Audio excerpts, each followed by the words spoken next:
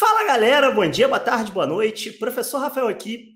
E no vídeo de hoje eu vou receber uma convidada muito especial, uma ex-aluna minha aqui do Rio de Janeiro, a Júlia, que foi aprovada em medicina na USP, na Unifesp e também na UFRJ, só que na UFRJ ela não chegou a segurar a vaga porque seria bem bobo da parte dela fazer isso. Mas antes de eu começar, deixa eu apresentar a Júlia, na verdade, deixa que ela se apresente. Júlia, por favor, se apresenta aí para os nossos inscritos e também não inscritos aqui do canal que estão vendo esse vídeo. Oi, gente, meu nome é Júlia. Muito obrigada pelo convite, Rafa. Eu agora faço medicina na USP, tenho 20 anos e consegui passar depois de um ano de cursinho. Mas antes disso, eu cheguei a cursar oceanografia na UERJ por um ano, mas só deu para cursar um período, por causa da pandemia, né? Mas aí fiz um período de oceanografia, um ano de cursinho e agora consegui essa aprovação na USP para medicina. Que maravilha. Você passou na USP pela FUVEST ou pelo SISU? Explica para a galera como é que foi o processo. Foi pela FUVEST. Eu nunca tinha pensado em fazer vestibular para São Paulo antes, porque eu sou aqui do Rio, mas eu consegui. Fui pesquisando, né, outras possibilidades ao longo do ano, e eu consegui me inscrever para a FUVEST, consegui ir lá para São Paulo para fazer as provas, e acabou que eu fiquei apaixonada pela universidade durante esse processo de ir lá para fazer a prova. Era uma coisa meio sem compromisso, assim, no início, mas eu me apaixonei completamente e decidi fazer a FUVEST e decidi seguir em frente também com a minha aprovação, fazer a matrícula e tudo mais. Entendi. O seu foco inicial era no FRJ mesmo? Era o UERJ. Era o UERJ. Que eu nem vou fazer esse ano, porque é só isso. Entendi. E você já fazia oceanografia na UERJ e aí você decidiu largar. Conta pra galera um pouquinho como é que foi essa retomada dos estudos de alguém que já estava afastada do ensino médio há algum tempo, né? Há uns 2 anos, mais ou menos, já que você se formou lá na escola. E como é que foi você retomar, assim? Como é que você decidiu voltar? Assim, você não estava satisfeita com a oceanografia? Como é que foi isso? Eu me formei em 2019, na escola que o Rafa dá aula. Eu tive 2 anos de aula com o Rafa.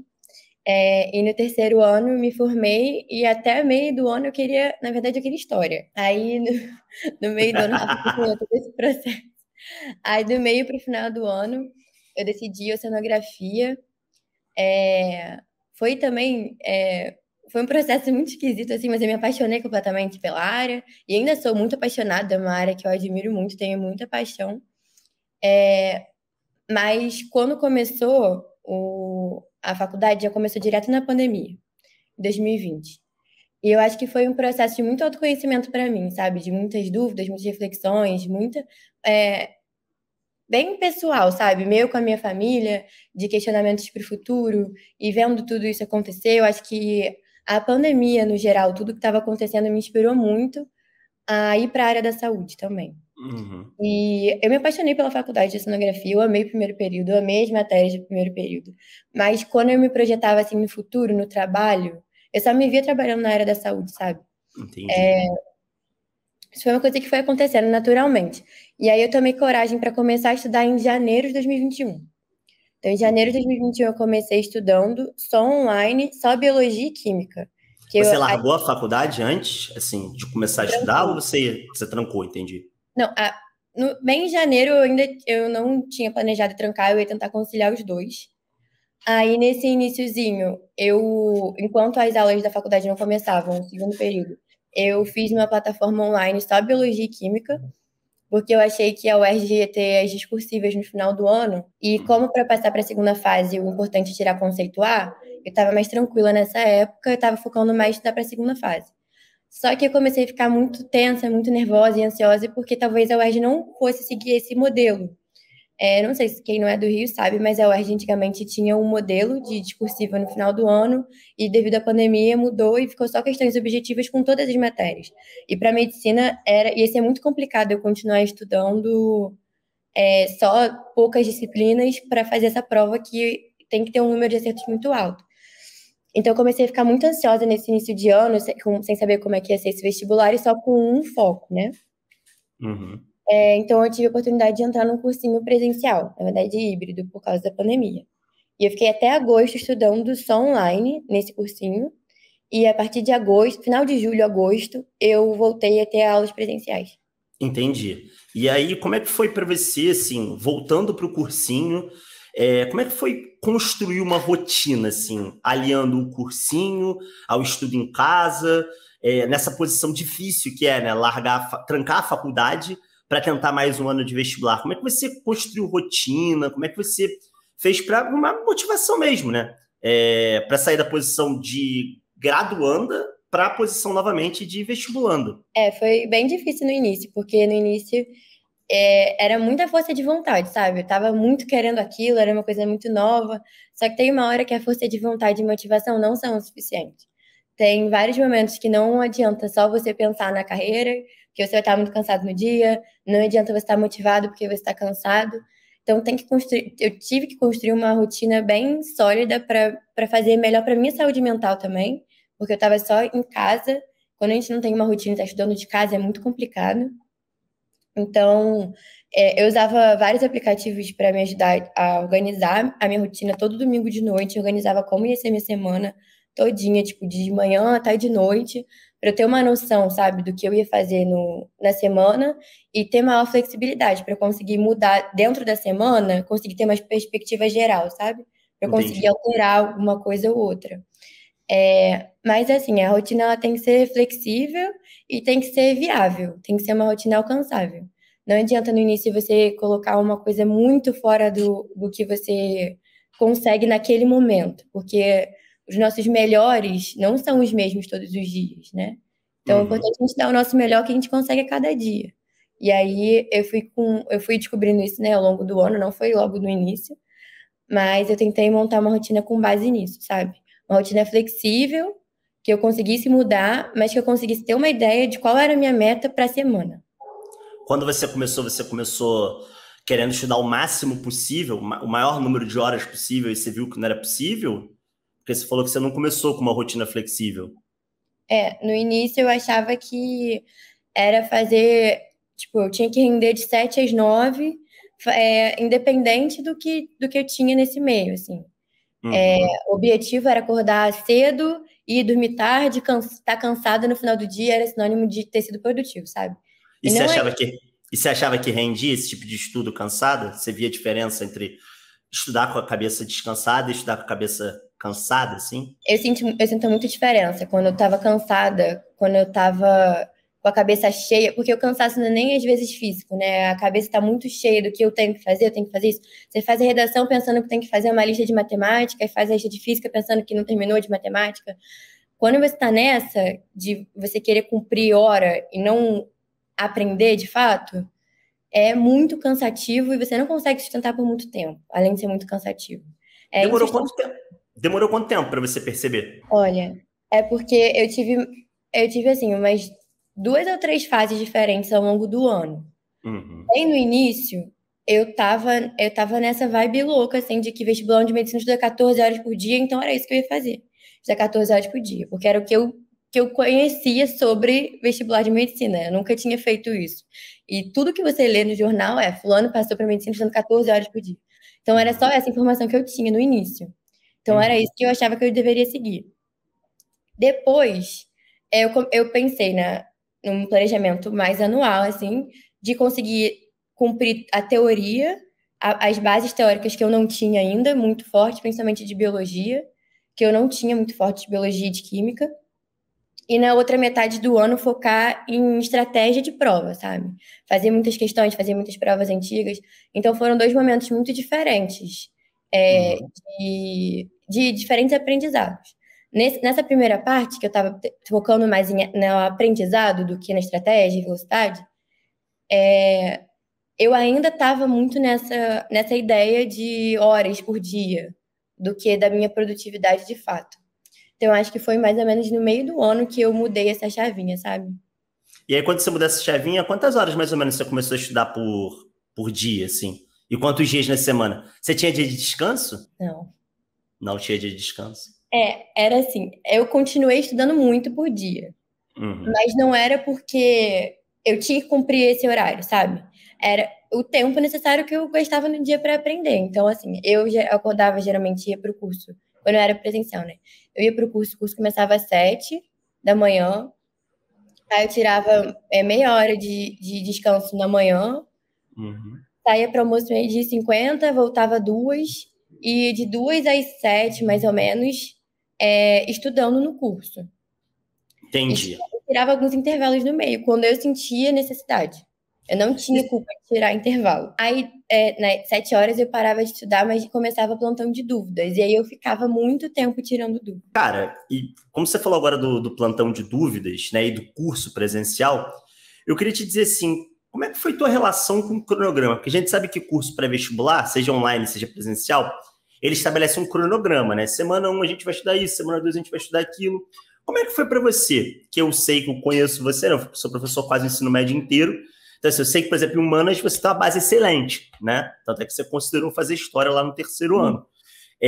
Como é que foi para você lidar com esse cronograma fechado do curso e como é que foi também, assim, além de lidar com esse cronograma fechado, como é que se lidava com as matérias básicas, assim, né? Qual era a sua postura, por exemplo, com matérias que você já dominava ou ainda com matérias que são básicas, mesmo que você não dominava porque você não lembrava do ensino médio? Eu acho que aí tem 2 pontos, assim. O primeiro, sobre as matérias básicas, a gente tem que ter a humildade de reconhecer até que ponto aquela realmente é uma matéria básica que você domina, ou aquela é uma matéria que você sabe que é básica, mas você ainda não domina 100%. Depois que eu fiz assim, um período de oceanografia, eu tive cálculo na faculdade. Então, quando eu comecei a estudar para medicina, eu imaginei que matemática fosse uma grande facilidade para mim, porque eu vi cálculo, e cálculo é aquela disciplina que todo mundo fala, assim, tipo, monstruosa e tal. Só que cálculo é uma coisa bem específica que, assim, não cai no vestibular, sabe? E matérias muito básicas de matemática que eu não tinha contato há muito tempo, eu achava que ia ser básico para mim por eu já saber uma matéria mais avançada. E foi um grande erro que eu cometi no início, de negligenciar essas matérias básicas, sabe? Eu acho que eu vejo muitas pessoas, quando escolhem fazer medicina, que fazem isso com biologia. Que acreditam que sabem tudo de biologia e tudo mais. Não era o meu caso, porque eu realmente entrei com muito medo de biologia. Então, eu estudei muito biologia desde o início, mas com matemática eu cometi esse erro. Essa arrogância, vamos dizer assim, de chegar achando que eu ia ter mais facilidade e eu ia conseguir focar meu tempo em outras coisas. Então, por exemplo, no Enem, que é uma das matérias que mais cai, que é razões e proporções, nos primeiros simulados do curso eu estava cometendo erros sistêmicos, assim, com essa matéria, que teoricamente é uma matéria básica. Então, eu tive que sentar, estudar, anotar todos os meus erros, todas as questões que são modelo, que aparecem com bastante frequência e que eu estava errando. Então, a gente tem que ter humildade para estudar a matéria básica até ela estar bem solidificada, sabe? Não só achar que é por ser principalmente medicina, que é vista como uma coisa muito inatingível, de estudar o mais difícil a todo vapor, sabe? A gente também tem que focar nas que são mais básicas. Só que, ao mesmo tempo, que é esse segundo ponto, a gente tem que ter autoconhecimento. Porque foi o que você falou, às vezes o cronograma de um cursinho, ele é bem fechadinho. Então, tem a mesma quantidade de horas para, sei lá, história e para física. Só que se a sua dificuldade maior for física, não faz sentido você ter o mesmo investimento do tempo. Nem só a dificuldade, mas se tiver mais peso para você, você vai fazer uma discursiva de física e história vai cair de repente só numa primeira fase. Então a gente tem que ter essa flexibilidade também no cronograma de um curso, com autoconhecimento, mas sem ser nessa arrogância, sabe? Porque o autoconhecimento, ele vem a partir do erro. Então, você tem que estar disposto a analisar o seu erro. Quando você faz um simulado, você faz uma prova antiga, você tem que estar disposto. Você não pode ver aquilo como uma coisa que vai mexer com o seu emocional. No início, mexia muito com o emocional, quando eu via que eu errava alguma coisa.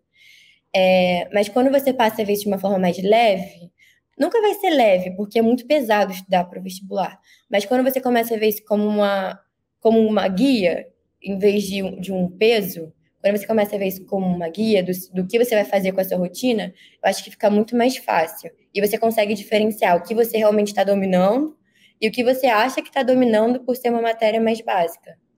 E o problema é se você achar que está dominando uma matéria mais básica, por exemplo, no Enem, que tem o TRI, você erra uma questão dessa, sua nota despenca, né? É compreensível. E você falou dos erros, assim, eu ia te perguntar exatamente isso. Eu ia te perguntar como é que você encarava, porque medicina tem um grande estigma, né? De que você precisa ser perfeito. É quase como se você precisasse fazer 45 nas 4 áreas, ou, enfim, fazer 90 na FUVEST, por exemplo, para você ter chance de passar. É claro que você precisa acertar muitas questões, mas assim, Como é que você lidava com os erros nos simulados, por exemplo? Sobretudo nessas matérias que você considerava mais básicas, assim. Que você está me dizendo que você parece que tinha uma filosofia do estudante de medicina, né? Que é essa coisa do, pô, como assim? Eu fiz cálculo 1 na faculdade, como é que eu vou errar razão e proporção? Como é que você lidava quando você, de fato, errava razão e proporção, assim? Primeiro, como você lidava e como você recomenda que o pessoal lide, né? Como é que você acha que pode ser um guia para a galera que está assistindo o vídeo, assim? No início não foi fácil, não vou negar, não foi tranquilo eu lidar com os meus erros. Eu acho que a gente tem muita dificuldade em lidar com o que a gente erra na vida, né? E no vestibular a gente lida com o erro todos os dias, porque ninguém vai acertar nenhum, nem é o objetivo você acertar tudo.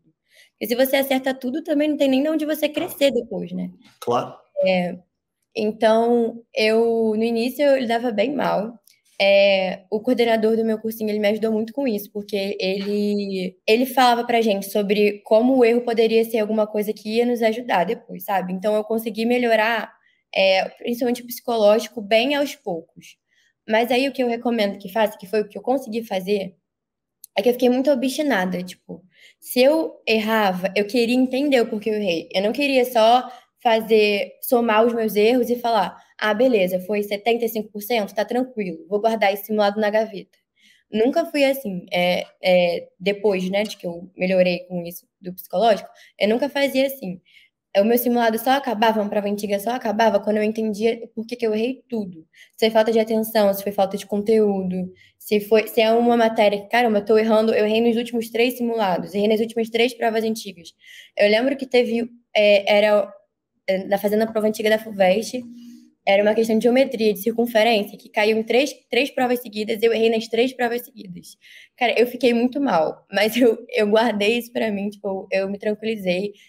A gente tem que, às vezes, dedicar um tempo pra gente, né, de esfriar a cabeça. Não dá pra fazer tudo de cabeça quente, porque o emocional, às vezes, pesa um pouco.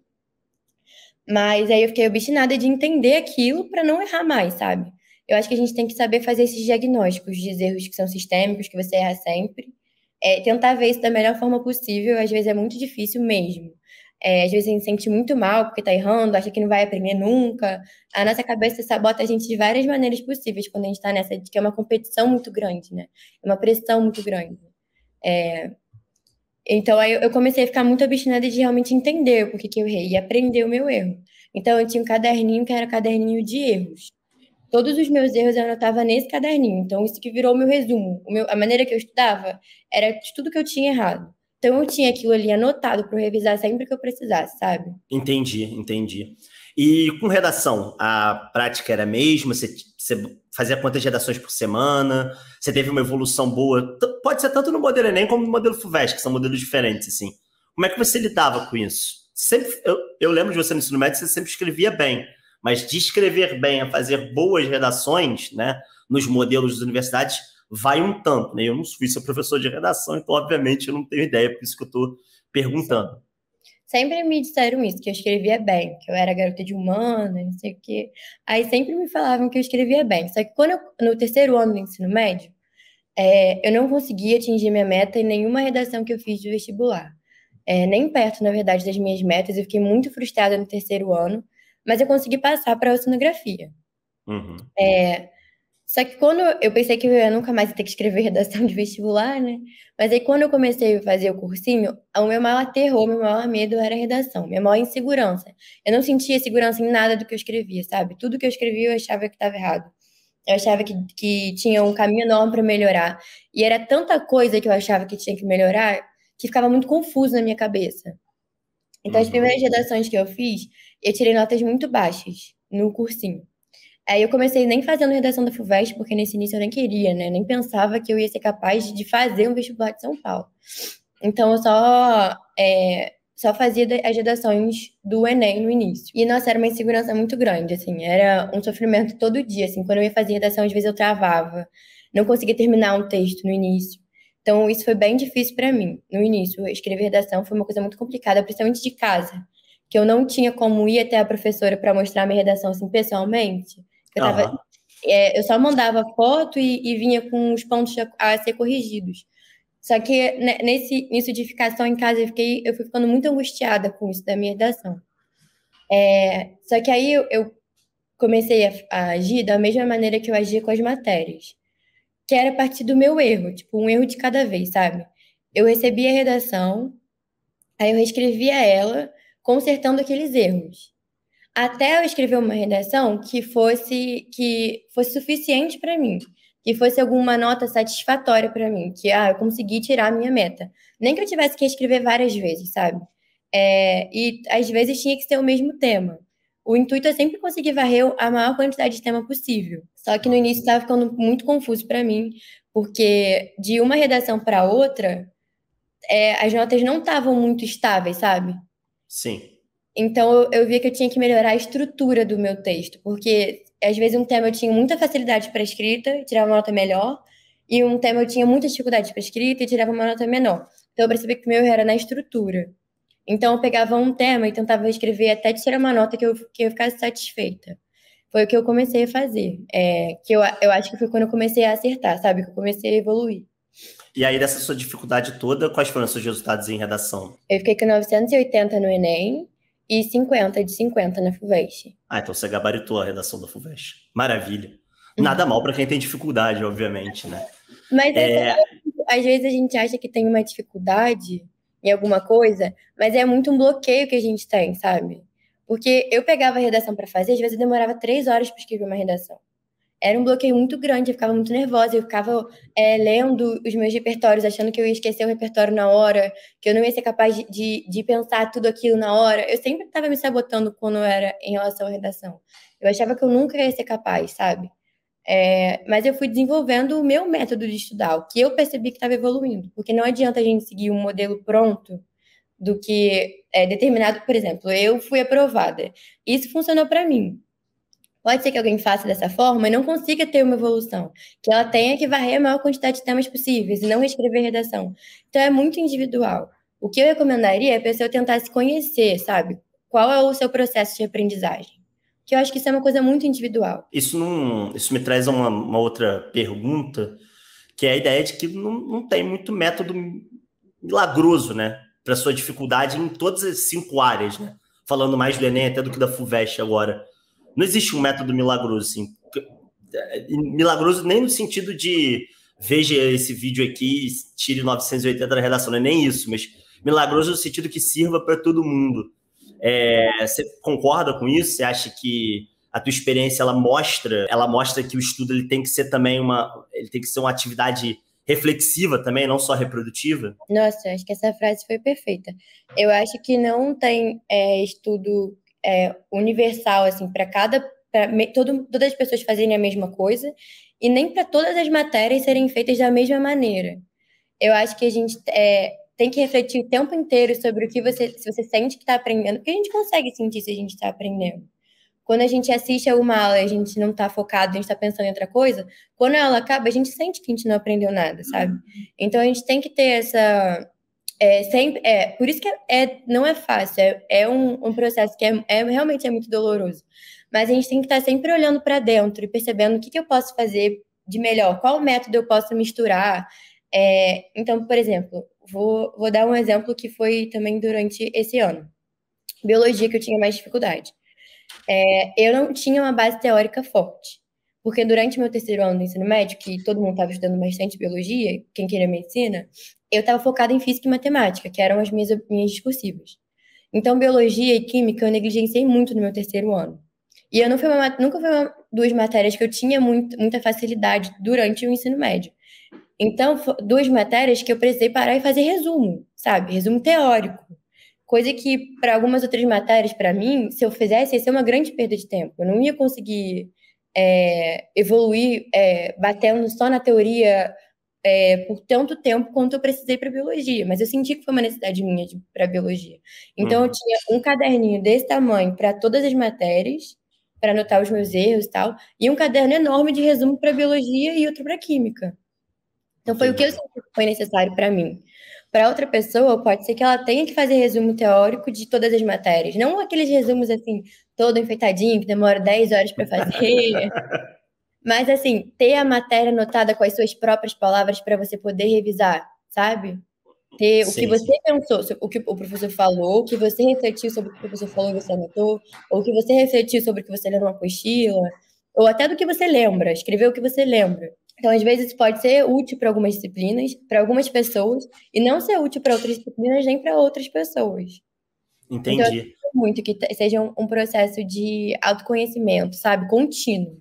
Porque também muda ao longo do tempo, né? Entendi, entendi. Eu lembro disso porque você comentou comigo quando eu te convidei para gravar o vídeo que você praticamente não tinha estudado teoria de humanas, né? E assim, é compreensível, porque você lá no segundo ano já, cara, você já chegava ali perto dos 40 acertos de humanas, óbvio, você já dominava a teoria toda, obviamente, um erro ou outro, devia ter um buraquinho ou outro ali, e você sanava com uma revisão pontual. Mas eu acho que é importante falar isso propriamente, porque é bacana mostrar para a galera que é inscrita, ou para a galera que está vendo esse vídeo não é inscrito, que de repente não gosta do canal, mas está vendo o vídeo que eu gosto de você, Júlia. É bom mostrar para a galera que é muito mais crença limitante do que limitação em si. Porque, por exemplo, você está aqui com a menina que até o terceiro ano acreditava que era de humanas, né? E hoje vai fazer medicina na USP, poderia ter feito medicina na FRJ, na Unifesp, passou pelo vestibular da Unifesp também. Então, assim, é muito mais crença limitante do que propriamente sou de humanas, não aprenderei matemática, né?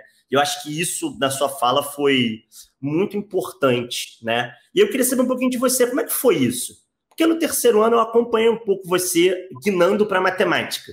Isso eu lembro claramente. Você com lista de exercício na sala dos professores, isso eu lembro. Mas como é que foi essa guinada assim para biologia, por exemplo? Como é que você chegou e falou, não, cara, isso aqui é matéria, eu preciso aprender, né? Obviamente, né? Que no SISU, por exemplo, você tem peso para biologia, né? Na FRJ você tem peso para natureza, no caso, né? Que é um peso relativamente grande. Como é que foi isso para você? Assim, como é que você saiu desse lugar de incômodo e você falou, cara, eu não sou ruim na escola, né? Eu só, talvez, não me adaptei à metodologia do professor, ou talvez eu não tinha interesse, porque você tinha essa coisa de estar focada 100% na UERJ no terceiro ano, né? Como é Sim. que foi isso para você, um pouquinho, essa mudança de chave? Eu não Como é que sei você fez isso? se isso é muito romântico da minha parte, mas eu acho que a gente pode aprender a gostar de várias coisas, sabe? Eu acho que a gente pode aprender a aprender alguma disciplina que a gente não sabia como é que se aprendia. Também eu acho que isso é um ponto. Às vezes a gente não descobriu como se aprende matemática, que funcione para nossa mente, sabe? Eu acho que isso pode Uhum. ser uma possibilidade ou um bloqueio porque nunca surgiu interesse. E às vezes a gente vai guiando a nossa vida de acordo com o que a gente acha que a gente já é, né? Então, se você Uhum. acha que você já é ruim em matemática, às vezes você vai guiando a sua vida para isso, sabe? De você, não tenho interesse nisso, tenho um bloqueio com isso, não sou capaz disso, que eu acho que foi o que aconteceu comigo com redação. Mesmo depois de ter passado por tudo isso, de ter acreditado que eu era de humanas, aí depois de ter acreditado que eu era de exatas, aí depois de ter mudado para medicina, mesmo depois de todo esse processo, eu ainda fui cabeça dura de achar que eu era muito ruim em redação até eu ver minha nota. Inclusive, até depois de ver minha nota. Porque quando eu vi minha nota da redação, 980, a primeira coisa que eu falei para meus pais foi: gente, a nota veio errada. Foi Que a isso. primeira coisa que eu falei. Então, assim, isso de crença limitante é uma coisa que eu, pelo menos, eu tenho que conviver com isso todos os dias, sabe? Combater isso todos os dias. Não é fácil. Mas a gente tem que primeiro ter o conhecimento de que isso existe. Porque a minha Uhum. mãe sempre me falou isso, porque eu saía de uma prova de matemática quando eu era menor, assim, muito chateada com a minha mãe, falando: mãe, tem certeza que eu fui mal, tem certeza absoluta que eu fui mal. Eu fiquei muito nervosa durante a prova, e às vezes eu nem tinha ido mal. Você fazia isso em história também. Fazia muito, a gente enchia muito o saco com isso. Assim, só dando que é o meu lugar de fala esse aí, só pro público Nossa, mas aqui. eu era muito insegura com a minha. Sei lá, é uma coisa que às vezes eu achava que era muito pessoal. Escrever pra mim eu sempre achei que era uma coisa muito pessoal. E aí você Uhum. dá pra alguém, tipo, avaliar, isso sempre me deixou muito nervosa. Entendi. Então, qualquer prova que eu fazia, isso sempre me deixava muito nervosa. A partir do ensino médio, né? Antes eu era mais tranquila, mas a partir do ensino médio isso começou a mexer comigo, sabe? Isso de você escrever alguma coisa, entregar pra alguém avaliar. Eu não sei se teve algum trauma, alguma coisa que aconteceu, mas isso me deixava muito nervosa. Então, acho que essa crença limitante e a capacidade de acreditar que a gente é capaz é uma coisa que me acompanhou. Acho que foi assim. O tema que foi protagonista, sabe? De toda essa minha jornada, porque era isso, eu era uma menina de humanas, claramente de humanas, que todo mundo julgava ser de humanas, que eu julgava ser de humanas, até metade do terceiro ano. Quer dizer, até o fim do terceiro ano, porque até para alguns professores, quando souberam do meu estado de oceanografia, ficaram tipo assim, meu Deus, você não era de humanas. Eu Então, fiquei. então, tipo assim, foi um choque para todo mundo, porque eu me coloquei nessa caixinha, tipo, para mim, e da maneira que eu me colocava no mundo, sabe? Entendi. Então, eu acho que a gente tem que se abrir a cabeça da possibilidade de gostar de alguma coisa, porque fica muito mais fácil a gente fazer gostando. Então, não é que você vai mais dar pro vestibular, não, não vai, é cansativo, é dolorido, tipo, ter que aprender, ter que ver os nossos erros e ter que revisar uma coisa que você já viu várias vezes e que você está demorando muito para aprender. Às vezes acontece, não é fácil, não é tranquilo. Mas às vezes você aprender a gostar de alguma matéria que você tinha horror facilita muito o processo, sabe? E teve alguma matéria que você não conseguiu aprender a gostar? Teve, teve. E como é que você lidou com elas, né? Você não precisa falar qual delas é, obviamente, se não quiser Não, expor a matéria. vou expor ela. Algumas matérias de química não, não dá para gostar, né? Aí tinha que engolir mesmo, porque você tinha que gravar aquele tanto de nome. Então Uhum. você, e às vezes assim, às vezes você nem gosta da matéria também, mas você tem um professor que é muito bom, e aí você até começa a aprender a gostar. Isso acontece mesmo. Mas às vezes nem com o melhor professor do mundo, porque você tem que gravar aquele tanto de informação. E eu, para mim, eu nunca fui de gravar, sabe? Eu nunca fui de Uhum. gostar de ficar decorando, memorizando as coisas. Eu sempre fui de tentar, eu sempre fui curiosa, de querer entender.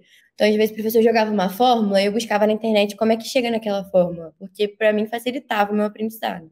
Uhum. Mas algumas matérias que você tem que decorar, que é muito decoreba, aí eu não gostava. Eu aprendi a gostar até de geografia física, porque os professores eram muito, muito, muito, muito bons mesmo. E geografia física no início é porque para o Enem, geografia física é uma coisa, para a FUVEST é completamente diferente. Então eu Uhum. tive quando eu comecei a estudar sério para a FUVEST, eu tive um baque muito grande de falar, meu Deus, é um abismo. Eita, Eita, exatamente, tipo geografia de São é Paulo, um tem. pouquinho mais conteudista. Eita. Eu não estava acostumada com isso. Aqui no Rio a gente não vê dessa forma, né? Sim. A gente tem um foco maior para geografia política, e geografia física são outros também, outros conteúdos, é mais cartografia, clima, Claro. e para FUVEST era assim, qual é a drenagem do Rio Tietê, sabe? É uma maravilha, né? Então assim, isso foi um baque muito grande para mim, mas depois de um tempo, eu comecei a gostar porque você vai percebendo que vai tendo uma repetição nas provas antigas, sabe? Então, quando Uhum. você vê aquele conteúdo que foi chato pra caramba de aprender, mas que tem um efeito, assim, tem um motivo, cai todo ano aquilo na FUVEST, você tá começando, você errava tudo e começou a acertar, aí também vai dando um gostinho pela matéria. Pelo menos pra mim foi assim. São provas muito diferentes, né, FUVEST e Enem. Eu acho que o grande ponto do teu feito, quando eu falei com você, quando a gente ficou sabendo, né, foi ter conseguido se preparar de maneira tão precisa para dois vestibulares muito diferentes. E ainda sobre essa precisão, então, eu queria te perguntar isso, né? Como é que foi a diferença da sua preparação para a FUVEST, de um lado, para a Unifesp também, não sei se você se preparou, né? Para a Unifesp, você falou que você passou também. E para o Enem, assim, como é que foi conciliar essas duas frentes, três, né? No caso aí, ou quatro, enfim, dependendo de quantos vestibulares você vai fazer, que você vai fazer o ERJ também, né? Como é que foi isso? Você focava conforme a proximidade da prova? Você focou mais no Enem e colateralmente você se preparou para a FUVEST? Como é que foi? Tá. Como eu falei no início, meu foco era 100% UERJ, porque era que eu acreditava que eu tinha mais proximidade, que eu tinha mais, que eu sabia mais como é que era o estilo da prova. Porque isso também faz muita diferença. Você tem que saber o conteúdo, mas tem que saber o estilo da prova. Claro. Eu fiz prova para a Unicamp, para a FAMERP, para a Unifesp, para a USP e o Enem. Fiz 5 vestibulares. Desses Uhum. 5, eu tive resultado para ser aprovada no Enem, né? Eu estava em quarto lugar na FRJ no último dia do SISU. De acordo com esse print que está na tela aqui. Que legal. Passei na USP, e passei na Unifesp. Na Unicamp e na FAMERP, eu não passei. Eu passei para a segunda fase da Unicamp, mas na segunda fase eu não consegui. E na FAMERP também é uma fase só, né? Fase única, com 2 dias de prova também não passei.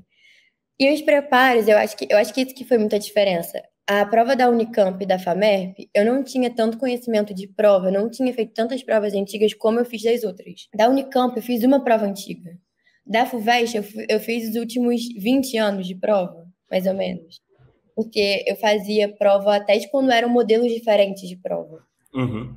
Porque eu comecei a fazer prova antiga, prova antiga, prova antiga, e acabou os últimos 10 anos, Aí e eu você pegou continuei fazendo. Eu continuei os anos fazendo, 2000. exatamente, continuei fazendo, mesmo sendo um modelo diferente, porque era a maneira que eu me sentia mais segura de conhecer a prova. Eu acho que isso fez uma diferença tão grande que ficou visível, sabe? Porque eu tinha o domínio dos conteúdos. Se eu não tivesse, eu não teria conseguido passar para a FUVEST, que era uma prova tão conteudista.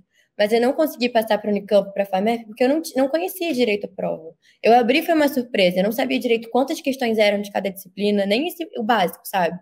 Uhum. Então, acho que o preparo para a prova, fora o preparo do conteúdo, você tem que saber aqueles conteúdos todos que estão nos editais. Mas a segunda parte da preparação, que é você conhecer a prova, você se familiarizar com aquilo, com o tempo que tem para fazer a prova, é muito importante. Então, acho que isso que foi o diferencial. Eu tive uma sorte muito grande, que foi que esse ano o Enem, principalmente de naturezas, eu achei muito conteudista. Uhum. Eu achei que, por exemplo, biologia foi muito específico. E geralmente caía mais interpretação do texto, interpretação de um gráfico. Esse ano foi muito específico, bem a cara da FUVEST, sabe? Então, acho Uhum. que eu tive sorte nesse ponto, de que o Enem foi um pouco mais parecido. Eu não sei se é uma tendência, se o Enem vai ser cada vez mais desse tipo de conteudista e tirar as reflexões. Em Mas, humanas, não. mas assim, de biologia, Uhum. isso me facilitou um pouco no meu estado de naturezas. Mas o meu foco, quando eu me apaixonei pela USP completamente, meu foco foi estudar para a FUVEST. E porque eu achava que o conteúdo era maior do que para o Enem. Então eu ia conseguir Uhum. levar o Enem junto, sabe? Do que se fosse o contrário. Se eu focasse no Enem e tentasse levar junto a FUVEST, eu não sei se eu ia conseguir. Entendi, entendi. É isso, né? Então acho que a questão do foco ela é muito importante mesmo, né? Bom, galera, acho que a gente já cobriu muito aqui de como a Júlia conseguiu esses muitos resultados, que ficou claro que, embora exija trabalho duro, exija dedicação, exija muita persistência, inclusive do nível psicológico, não se trata de um resultado que não pode ser replicado, né? Claro, desde que você se esforce, cada um tem seu tempo, né? A gente não está aqui vendendo nenhuma fórmula milagrosa. A ideia desse vídeo é ajudar vocês com essas dicas gerais, não são nem dicas, né? Mas como a trajetória da Júlia, ela pode ter sido, pode ser usada de exemplo para você que está aí começando a estudar ou está às voltas com o seu estudo. Se você gostou desse vídeo, eu peço que você deixe o seu like aí, se você chegou até aqui, né? Foi um vídeo mais longo, enfim. Acho que a Júlia tinha muito para falar, né? Era um ano de preparação, não dá para resumir em 10 minutos eu gosto dos meus vídeos. Fala. Posso falar só mais uma coisinha? Desculpa. Claro, óbvio. Pelo amor de Deus, você é a convidada. Sobre isso de método milagroso. Não endeuse nenhum aprovado, assim, não pega o que eu falei e siga a risca como se fosse um manual da aprovação, sabe?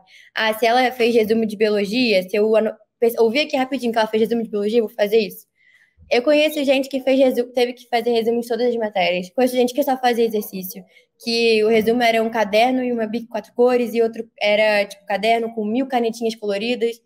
Então, assim, não. Porque eu vejo gente tentando replicar exatamente a jornada de uma pessoa que foi aprovada. Porque também muitas pessoas vendem isso, sabe? Não faz dessa forma. Cria a sua própria jornada. Vai se conhecendo aos poucos. Dói um pouco, mas eu garanto que é muito mais proveitoso. E aí você sai com, além de aprovações, possibilidade de aprovações, com muito conhecimento sobre o que funciona melhor para você. Isso é muito bom. Poderia ter falado no início do vídeo que agora a galera já foi embora, né? A galera já pegou o resumo de biologia e já está fazendo o terceiro resumo de biologia. Não, isso aí. Com uma galera te seguindo no Instagram, obviamente, já perguntando para você quanto é que você vende o curso. Mas, enfim, de toda forma, estamos aí. Fica o recado da Júlia, que é um recado importante. Eu já falei disso em outro vídeo aqui no canal. Vou deixar até em cima do card, né, para vocês pararem de se comparar. É do lado da Júlia, inclusive. Do lado dela ali. Não, do lado dela ali. Para você parar de se comparar com estudantes de medicina, porque a ideia não é essa. A ideia talvez nem tanto deles, assim, né? Claro, talvez alguns deles sim, mas nem tanto deles seja essa. Mas é te dar dicas e você pegar aquilo que funciona para você ou não. Se você gostou desse vídeo, eu não fiz a chamada no início. favor, considere se inscrever no canal, né? Se você gostou da Júlia aqui, deixa um comentário também dizendo: Júlia, eu gostei de você aqui, volte mais vezes, inclusive. Se você não gostou, não comenta nada, inclusive, porque assim, né, a Júlia não fica espantada com o nível de vocês.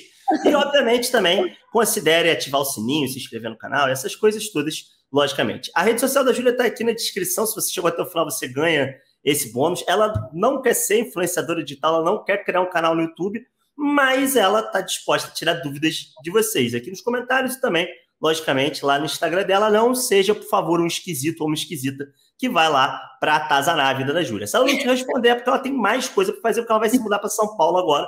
Você deve ter visto pelo sotaque, ela é do Rio de Janeiro, de verdade. Júlia, mais uma vez, muito obrigado por você ter topado participar dessa entrevista. Primeiro vídeo desse que eu gravo, eu estava comentando com você aqui em off, né? E eu fico muito feliz realmente de poder gravar um vídeo como esse. Vou te pedir só para você se despedir da galera, e quando você se despedir, você vai fazer a chamada para o próximo vídeo. Você faz esse princípio e fala: você clica aqui nesse vídeo agora, que ele vai continuar te ajudando na sua preparação para o Enem. Vai lá, se despede aí e me ajuda aí. Beijo, gente. Muito obrigada por terem ficado até aqui. Como o Rafa falou, pode mandar mensagem no Instagram, que eu vou tentar responder todo mundo, tirar as dúvidas de todo mundo. Ainda não vou virar digital influencer igual o Rafa. Não tenho essa malemolência pro ramo. Mas... Relaxa, eu também não. As pessoas vão comentar que eu também não. Fica tranquila. Agora só faltou você indicar o vídeo. Indica o vídeo aí. E vê aqui o próximo vídeo para ele continuar te ajudando, tá? Beijo, gente. Boa, Júlia. Já tá preparada para ser youtuber. Um beijo, gente. Até a próxima. Tamo junto. Tchau, tchau, galera.